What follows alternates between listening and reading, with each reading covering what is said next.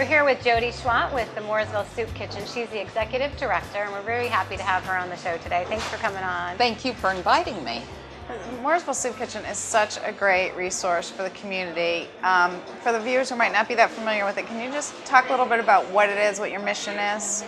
Our mission for 23 years has been to serve a hot and nourishing meal to those who are in need in a warm and welcoming place. And for 23 years we've been able to do that. So that is our main mission.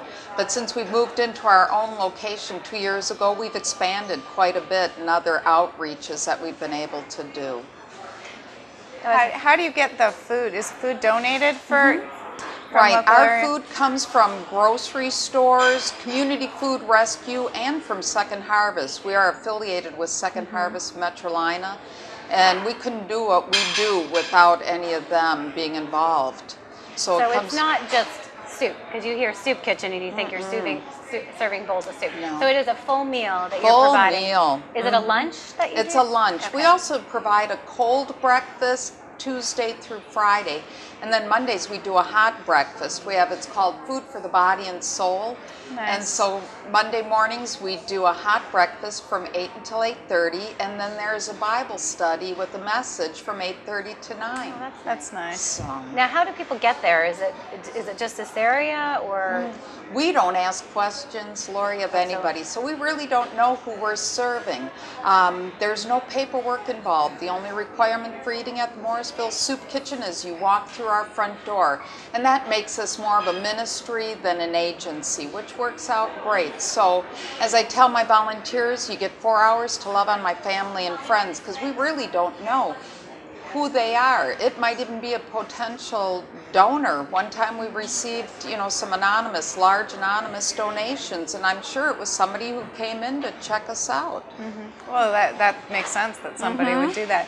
So now volunteers can help with what? Stocking the food store, serving? What do you generally get help with? We have volunteers everywhere. I'm the only paid staff, so we are all volunteers, and that's how we're able to do what we do.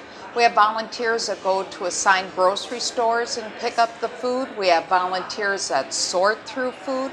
We have volunteers that cook. So stocking our pantry, helping to clean up, just all sorts of things.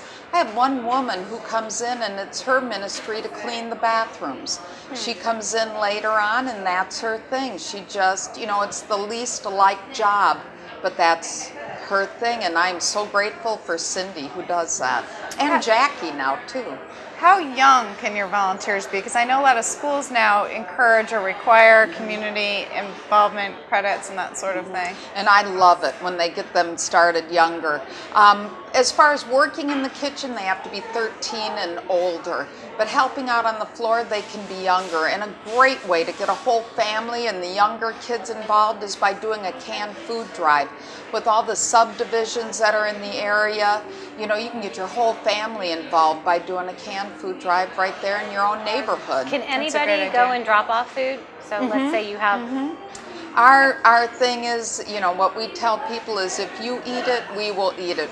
Granted, we're not going to serve anything that's questionable. Right. But if it's, canned goods, prepared food, that kind of thing, we're able to use it. Or something you've opened one box and your kids aren't going to eat the other boxes. We do the Costco runs, and now I've got mac and cheese that my kids don't like. Yep. So you can take prepared food though, because I know there's certain organizations that won't take anything that's been prepared. No, we will, and again, it's common sense and good judgment, and it's not just on your part, but on our part also.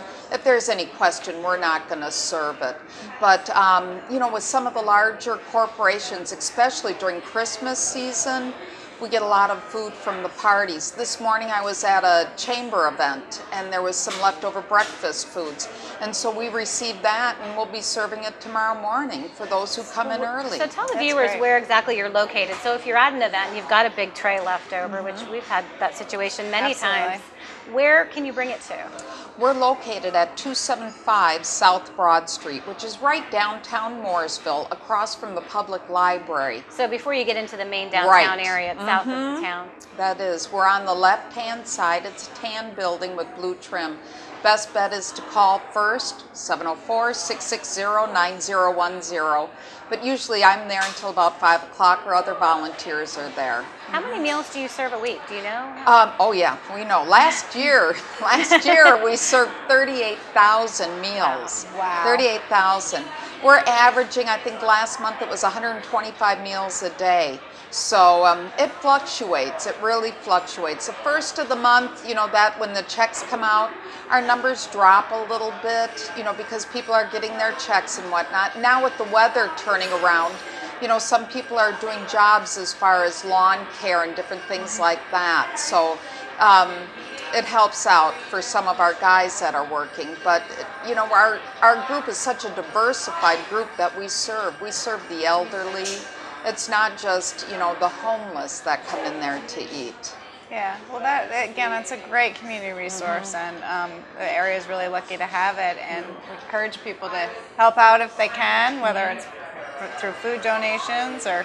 Well, you said it's rewarding. I mean, do you have any interesting stories or things that kind of stand out at the soup kitchen that you find so rewarding? Or well, every day really is. It's a great day. We even joke. We answer the phone sometimes. It's a great day at the Morrisville Soup Kitchen. Because we are a community ministry, there are so many stories that involve the community who have, provided for us. And as far as the people who come in to eat, they are family and friends. They're just a great group of people. Somebody had said one time to me, oh, you should be writing a book about all this. And I used to think it would be off of somebody else's misery, because so many of the people we do see are going through hard times.